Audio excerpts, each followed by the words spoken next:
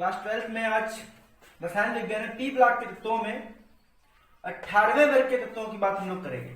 18वें वर्ग के जो तत्व है वो है अक्रिय गैसें।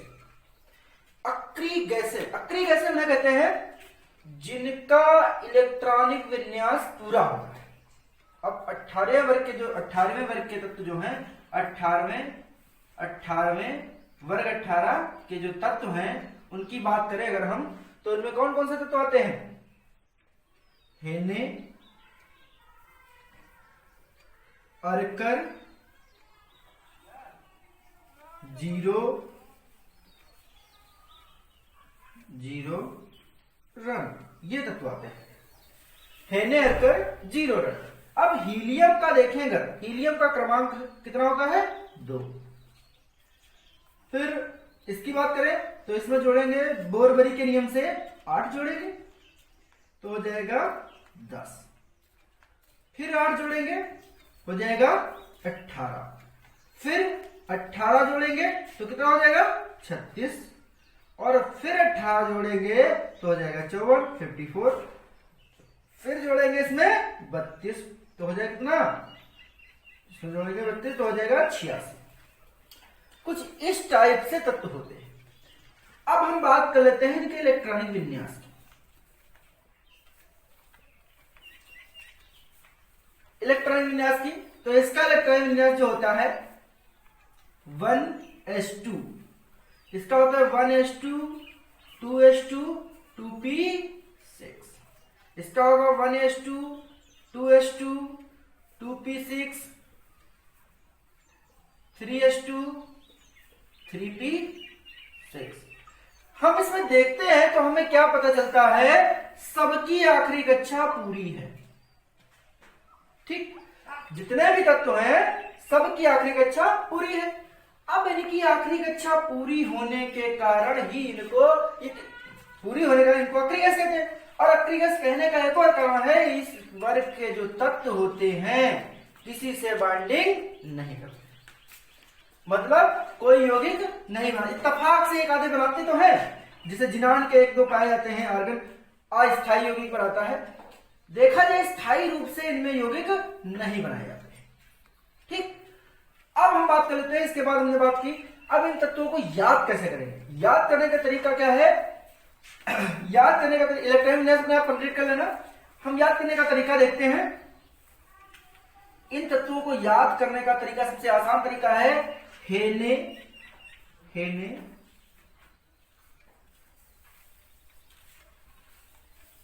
अगर, कर, जीरो रन। हेने, अर्कर, जीरो रन। अब हम बात कर लें तत्वों के नाम की, तो कहते हैं helium, neon, argon, krypton, xenon और रेडॉन। ठीक, helium, neon, argon, krypton, xenon और रेडॉन। ठीक, तो ये कुछ तत्व हैं। अब बात कर लेते हैं पीरियोडिक टेबल में इनकी स्थिति की। तो पीरियोडिक टेबल जो है आवर्त सारणी है, उस आवर्त सारणी में इनको रखा गया 18वें वर्ग। उसके पीछे भी रीजन था। 18वें वर्ग में रखा इसलिए गया, क्यों रखा गया? क्योंकि इनका जो अंतिम कोष था वो पूर्ण रूप से भरा, और पूर्ण रूप से भरा होने के कारण ही इनको 0 वर्ग में रखा। भाई इनकी जो संयोजकता थी, सभी तत्वों की संयोजकता क्या थी? 0, शून्य थी, क्योंकि अंतिम कोष पूरा भरा था। जब पूरा भरा था तो बाइंडिंग की कोई आवश्यकता नहीं। मान लो जिसके पास सब कुछ हो तो उसे क्या लेने की जरूरत है? कोई पैसा वाला हो या पैसा, हर चीज उसके पास मौजूद हो, सारी व्यवस्था है, तो उसको कोई चीज ढूंढने की आवश्यकता है? भाई जिसके पास सारी चीजें पूरी है ना, तो इसको इसकी सारी आवश्यकताएं पूरी होने के कारण इसको किसी की आवश्यकता नहीं थी, इलेक्ट्रॉनों की आवश्यकता नहीं थी, तो इसलिए बॉन्डिंग नहीं, इसलिए इनको रखा गया 0 वर्ग। अब हम आवर्त सारणी बात कर ले, तो जब मेंडलीफ ने आवर्त सारणी बनाई थी 1869 में जब मेंडलीफ ने आवर्त सारणी बनाई थी, तो ये तत्व जो थे अज्ञात थे। भाई बड़ी सूक्ष्म मात्रा में पाए जाते हैं, ये वाले जितने भी तत्व हैं दुर्लभ हैं, सूक्ष्म मात्रा में पाए जाते हैं, तो इनको ये पहले मिले ही नहीं थे। तो मेंडलीफ की आवर्त सारणी में तत्वों के लिए स्थान तो छूटा था पर अज्ञात थे। और इनके अज्ञात होने के कारण इनको बाद में खोजा गया। अब इनकी खोज किसने की? तो जब इनकी खोज के लिए नाम दिया जाता है रैमजे और ट्रेवेरस को। रैमजे और ट्रेवर्स, ठीक, रैमजे और ट्रेवर्स को, ठीक, इनकी खोज के लिए नाम दिया जाता है रैमजे और ट्रेवर्स को। इन लोगों ने इनकी खोज की और खोज की आवर्त सारणी में स्थान दिया, ठीक, सेटअप किया इसका, ठीक। तो ये चीज थी, इन्होंने खोजा और इनके गुणों के हिसाब से इनको एक अलग वर्ग में रख दिया। अब रखने का भी एक रीजन था, इनकी रासायनिक अक्रियता के आधार पर इनको रखा था। इनकी रासायनिक अक्रियता इनकी कम थी, इसलिए इनको शून्य वर्ग दे दिया गया, किसी से क्रिया नहीं करते थे। अब एक और चीज थी, इनके ये शून्य वर्ग के आने के कारण ये जो थे तत्व, ये दो वर्गों के बीच में आते थे। कौन कौन से वर्गों के बीच में आते थे? इनके पहले था प्रबल विद्युत ऋणी तत्व, प्रबल विद्युत ऋणी थे। इनसे जो पहले वर्ग था प्रबल विद्युत ऋणी था, प्रबल विद्युत ऋणी, ठीक। और इधर जो था प्रबल विद्युत धनी था, प्रबल विद्युत धनी था। इधर वाला प्रबल विद्युत ऋणी था और इधर वाला प्रबल विद्युत ऋणी था। जो बीच में थे ये अक्रिय गैसें थी, अक्रिय गैसें, ठीक। अब बात करते हैं, तो इसमें देखो पहले आता है हीलियम, यहां आएगा लिथियम, अब इसके बाद इधर क्या आता था? क्लोरीन, इसके बाद आता था नियान, और इससे आता था सोडियम। अब इधर आता था सोडियम के बाद इसमें आता था क्लोरीन, इधर आता था आर्गन और इधर आता था पोटेशियम। तो यहां पे हमने क्या देखा कि ये जो इनके इन दोनों प्रबल ऋणी और प्रबल धनी के इन दोनों के बीच में आते थे, ठीक। अब इनके बीच में आने के कारण था, इसी वजह से ये अक्रिय है। इनके पास ये बहुत लेने वाले, ये बहुत तेज देने वाले और ये कुछ भी ना करने वाले, इसलिए इन्हें उदासीन तत्व भी कहते हैं। उदासीन तत्व भी कह सकते हैं क्योंकि ये किसी से क्रिया नहीं करते थे, ठीक। तो ये अब जितने भी ये तत्व थे ये सब अक्रिय तत्वों में आते हैं। अब इनकी बात करते हैं संयोजकता की। तो संयोजक, इनकी जो संयोजकता क्या है, इनकी जो कक्षाएं हैं देखी जाए तो सब में इलेक्ट्रॉन जो थे युग्मित थे। मान लो हीलियम की बात कर ले तो 1s2 है, देखो जोड़े से है। नियान की बात कर ले 1s2, 2s2 और 2p6, इसमें भी देखो जोड़े से है। तो युग्मित होने के कारण ये जो तत्व थे सभी युग्मित थे और युग्मित होने के कारण ये अक्रिय कहलाए और ये यौगिक नहीं बनाते थे।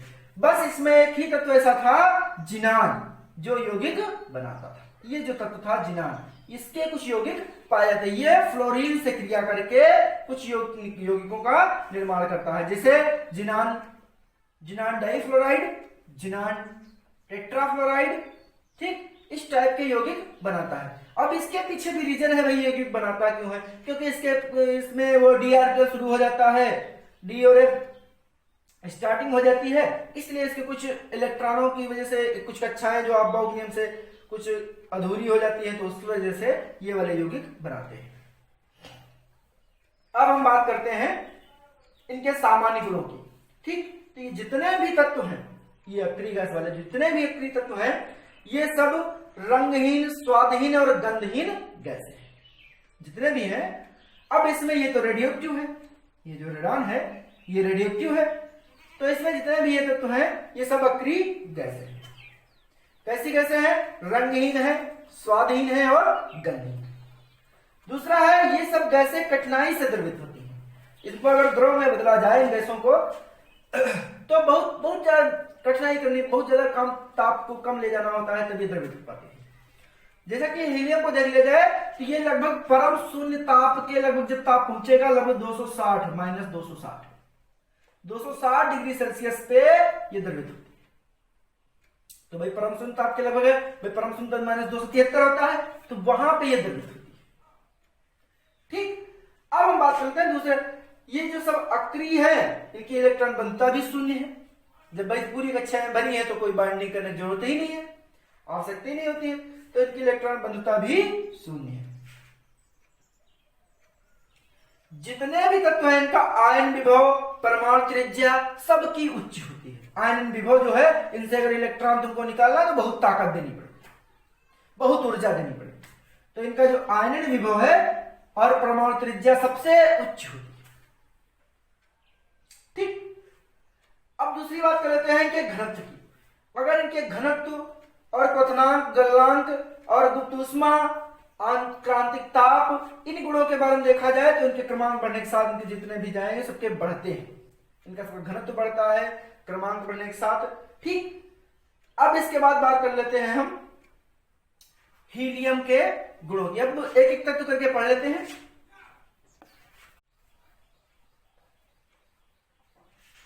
एक एक तत्व के बारे में पढ़ लेते हैं। तो सबसे पहले आता है हीलियम। तो जैसा कि हमने बताया है कि हीलियम जो है, हीलियम, इसके गुणों की बात कर लेते हैं पहले।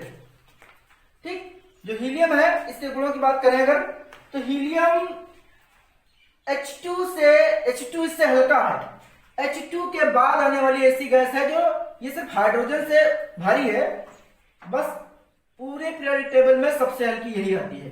हाइड्रोजन के बाद दूसरा नंबर इसी का आता है। ठीक, सबसे नंबर पे सबसे हल्की गैस हाइड्रोजन है और हाइड्रोजन के बाद हीलियम की बारी है। अभी हमने इसका बताया, इसको द्रवित अगर करना है तो -260 डिग्री टेम्परेचर ले जाना होगा। -260 जो परम शून्य ताप के लगभग समान होता है। ठीक, अब अगर इसको क्या करना है, ठोस अवस्था में लाना है, तुमको ताप ले जाना होगा -273 डिग्री सेंटीग्रेड। इस अवस्था में द्रव रहेगी और इसमें हो जाएगी ठोस। ठीक, अब अगर अगली बात करें इसकी, या रासायनिक क्रियाओं में क्या करते हैं, रासायनिक क्रियाएं जो है उन क्रियाओं में क्रिया नहीं करती है। ठीक, क्योंकि अक्रिय है भाई, अक्रिय होने के कारण रासायनिक क्रियाओं में भी क्रिया नहीं करती है। अब इसके बाद बात कर लेते हैं उपयोग की। अब उपयोग की बात करें तो इसके बहुत ज्यादा उपयोग क्या है। हीलियम का उपयोग ये हल्की होने के कारण वायुयान जो है, जहाज जो होते हैं हवा में उड़ते हैं, उनके टायरों में इसको प्रयोग करते हैं। हल्की गैस है इसलिए उसको उनके टायरों में भरते हैं। ठीक, टायर जो है, टायर जो है उनके ट्यूब में भर देते हैं इनको। इसके बाद बात करते हैं जो गुब्बारे हैं, गुब्बारों को उड़ाना है, गुब्बारे में भरी जाती है। ठीक, और गोताखोर जो होते हैं, समुद्र में गोताखोर जो होते हैं, गोता लगाते हैं, या तालाब नदियों में है, बड़ी बड़ी झीलों में गोताखोर जो होते हैं, उनको अगर ज्यादा समय के लिए अंदर जाना है तो इसी का मिश्रण ले जाते हैं, हीलियम और ऑक्सीजन का मिश्रण लेके जाते हैं अंदर। ठीक, क्योंकि ये अक्रिय गैस है, अक्रिय गैस है, कोई नुकसान भी नहीं पहुंचाएगी। ठीक, तो इसका मिश्रण गोताखोर सांस लेने में प्रयोग करते हैं। तो ये थे कुछ हीलियम के गुण। बात करते हैं नियान की बात करते हैं। नियान भी एक अक्रिय गैस है और रासायनिक क्रियाओं में भाग नहीं लेती। नियान जो है अक्रिय गैस है, रासायनिक क्रियाओं में भाग नहीं लेती है। और दूसरी बात कर लेते हैं इसके उपयोग की। अब नियान का भी उपयोग है। इसका उपयोग जो विज्ञापन होते हैं, साइन बोर्ड होते हैं, उनको जब छापते हैं, ठीक, साइन बोर्ड छापते हैं तो उसमें प्रयोग करते हैं। वायुयान जो जहाज होते हैं, जहाजों की जो लाइट होती है उसमें नियान का प्रयोग है। जो टेलीविजन है, रेडियो है, फोटोग्राफी है, इसमें भी इसका प्रयोग, वो नलिका होती है उसमें भी इसका प्रयोग किया जाता है। ये तो रही नियान की बात। अब हम बात कर लेते हैं आर्गन। आर्गन विद्युत बल्बों में भरी जाती है। आर्गन भी रंगहीन, गंधहीन, स्वादहीन गैस है। इसके यौगिक कुछ पाए जाते हैं, अस्थायी यौगिक पाए जाते हैं, परमानेंट यौगिक नहीं पाए जाते हैं। Argon, boron, trifluoride, argon, boron, trifluoride एक ये यौगिक है। तो इस टाइप के यौगिक इसके पाए जाते हैं, पर ये जो यौगिक है ये अस्थायी यौगिक है, स्थायी नहीं है, अस्थायी यौगिक होते हैं। अब बात लेते हैं उपयोग की। तो नियान का उपयोग जो है, नियान नहीं, आर्गन। आर्गन का जो उपयोग है, जैसे नियान का उपयोग किया जाता है उसी टाइप में इस आर्गन का भी उपयोग किया जाता है। जब नियान नहीं मिलती है या नियान के साथ आर्गन दोनों को मिला दिया जाता है, दोनों का मिश्रण विज्ञापनों में काम आता है। जो भी बता रहे थे विज्ञापन छापने, तो वहां पे आर्गन नियान दोनों का उपयोग कर लेते हैं, ठीक। और ये जो आर्गन है, जो तंतु होते हैं, बल्ब के तंतु जो होते हैं, तुमने देखा, उनकी जिंदगी बढ़ाता है। आर्गन को राडों में भरा जाता है, जो बल्ब वाले राड होते हैं उनमें प्रयोग किया जाता है। तो ये तंतु का जीवन बढ़ाता है। अक्रिय है, अक्रिय है तो ऑक्सीजन क्रिया नहीं होने देता है, ठीक, क्रियाशील नहीं होने देता है तो उसको जल्दी से पिघलने नहीं देता है। तो ये आर्गन का प्रयोग बल्बों में भी किया जाता है। एल्यूमिनियम, अब आर्गन का एक और है, अगर एल्यूमिनियम है या स्टेनलेस स्टील है, इसको जोड़ना है तो उस जोड़ने में भी आर्गन का प्रयोग किया जाता है। बात समझ में आई? अब इसके बाद बात कर लेते हैं अगले यौगिक को। तो आर्गन हो गया, हीलियम हो गया, नियान हो गया। अब बचा क्या है? क्रिप्टन और जिनान। क्रिप्टन और जिनान, दो यौगिक बचे, ठीक। क्रिप्टन विस्फोटक बनाने में भी काम आ जाता है, कभी कभी क्रिप्टन का प्रयोग कर लेते हैं। क्रिप्टन और जिनान, जो इसकी बात अगर करें तो ये भी क्या है, जैसे अन्य यौगिक हैं उस तरह ये भी गैसें हैं। अब ये गैसें सूक्ष्म मात्रा में उत्पन्न होती हैं, ठीक। तो सूक्ष्म मात्रा में तो जैसे वो गैसें हैं रंगहीन, गंधहीन, स्वादहीन, उसी तरह ये भी गैसें हैं। इनमें क्या होता है कि बाकी जो है इनके यौगिक नहीं पाए जाते हैं, जिनान के यौगिक, हमने बताया जिनान के यौगिक पाए जाते हैं। जिनान डाइफ्लोराइड, जिनान टेट्राफ्लोराइड, जिनान हेक्साफ्लोराइड, इस टाइप के यौगिक पाए जाते हैं। अब बात कर लेते हैं उपयोग की। तो इनका उपयोग अधिक नहीं है।